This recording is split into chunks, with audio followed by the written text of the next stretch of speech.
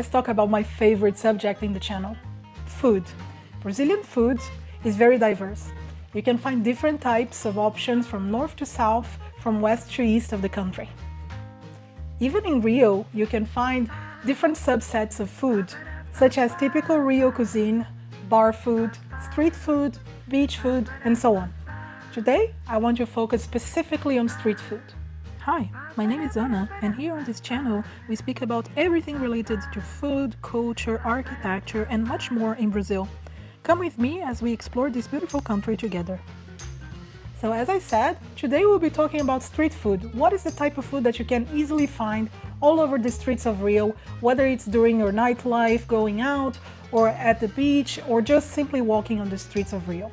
I will list some of the most popular foods for you to try when you're in Rio, as well as some tips for you to have some sort of food quality and safety measures, just to make sure you are able to spot what is a good street food from a bad one. So let's start with one that you can find not only in Rio, but everywhere in the country, tapioca.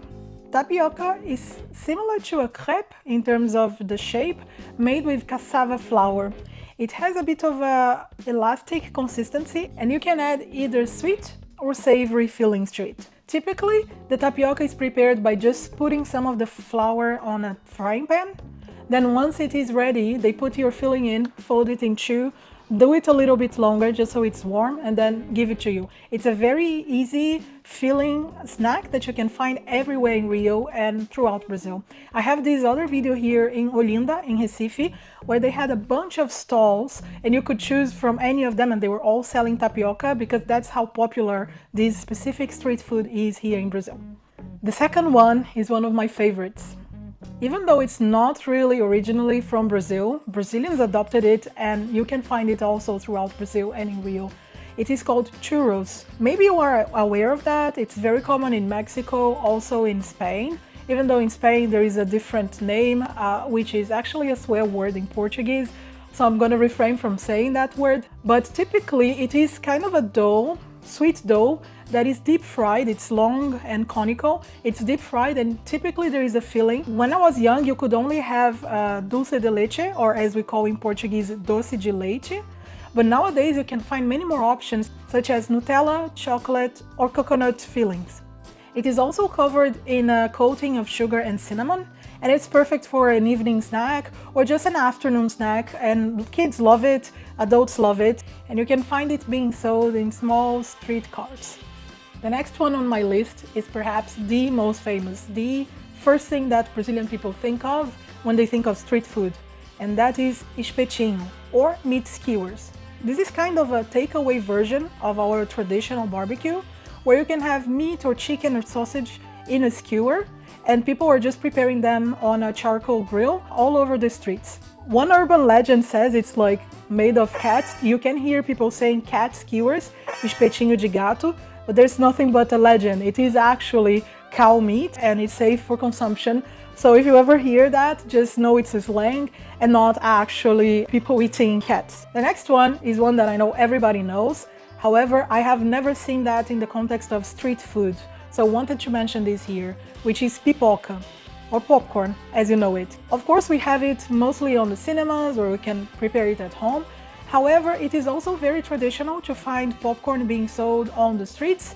Usually you can find it around the same areas as you can find churros, as well as the same hour in the afternoon and early evenings. You can usually have the option for sweet and savory, and you can also decide to pour things like condensed milk on top of it. It's very popular, especially with the sweet popcorn. Now, the next one, or better yet, the next two, have a very weird name. They are called podrão, and despite the name, I'm gonna tell you in a second what that name means. They are either hot dogs or hamburgers that are prepared in small food trucks or small kiosks on the streets, or even on carts, and you have an array of options to choose from that you can put on your hamburger or hot dog. You're going to have something like quail eggs, like potato sticks, ketchup, mayonnaise, mustard, all types of sauces, salads, and a number of things that you can decide to put.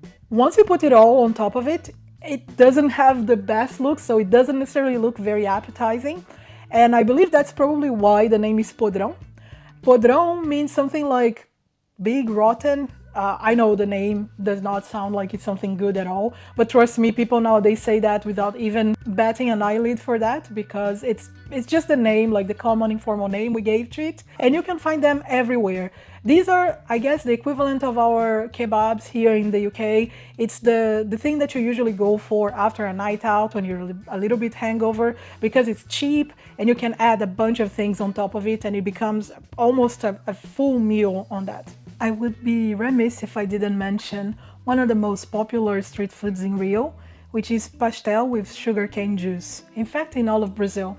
You can find these mostly in the street markets. I have a full video about those markets.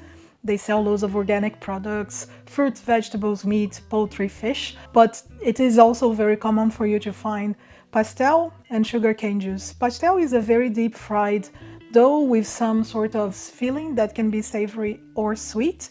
If you have been watching my videos, maybe you will remember I've mentioned pastel in the bar food video. However, those are typically small, a tiny pastel like this, whereas the ones that are considered street food can be very large, and it's pretty much a meal. So this is the main difference between the one that is considered street food and the one that is considered bar food. And lastly, also one of my favorites, I guess I really like them now that I'm going through this video, that is milho verde, or corn on the cob. Corn on the cob, you're going to see people with big boiling pans full of water with cobs inside. You can buy them and have them on the cob itself, or nowadays they will just like cut them for you from the cob and put it in a small bowl and get it to you. You can ask for it to have some butter or some salt mixed to it. I usually just have the salt, I don't put a lot of butter, but it's also very popular to have it with the butter. You can find corn on the cob being sold on the boardwalk along the beach, as well as in other streets or squares around town, pretty much everywhere in Brazil, but most often in Rio. I wanted to also tell you about how to keep an eye out for food hygiene, just so you don't get some food poisoning, because of course when you're eating street food you run that risk, either you're in Brazil, in Thailand, in India, or even in the US or Europe. You just need to be careful. So the first thing I would say is avoid using the sauces that are like the communal bottles that everybody uses. Typically those bottles don't get hygienized very often. So they might just be kind of topping up, I don't know, mayonnaise, and you know, Rio can be quite hot, especially during summer, so the risk of the mayo going bad very quickly is high. Nowadays, it's very common for them to have the little sachets, so prefer to use those ones, or if they don't have it, avoid them altogether. Another thing I wanted to mention, it is very specific for the hot dogs and the burgers, is check if the sides are within a glass window so that they are covered and protected, not only from people speaking to the person what they want, but as well as like from flies and other insects that might come in and land on the food. You don't want that, so prefer the ones that already have something that is closed on glass windows. The third thing is prefer the ones that are busier. So if you see loads of people going around buying from that same street vendor, that is probably a good place for you to go, not only because typically they are on the same spot all the time, so some people are already used to them, but also because the risk of them having products that have been there for too long and might be already expiring or expired is lower, because their products are going out fast. So prefer the ones that are a little bit busier. Also, if you're going out during the day, check if you can see if there are like office workers or even like construction workers or any type of people that you can see they are there working somehow, that are eating there. As I said, these street vendors, they are usually on the very same place every day.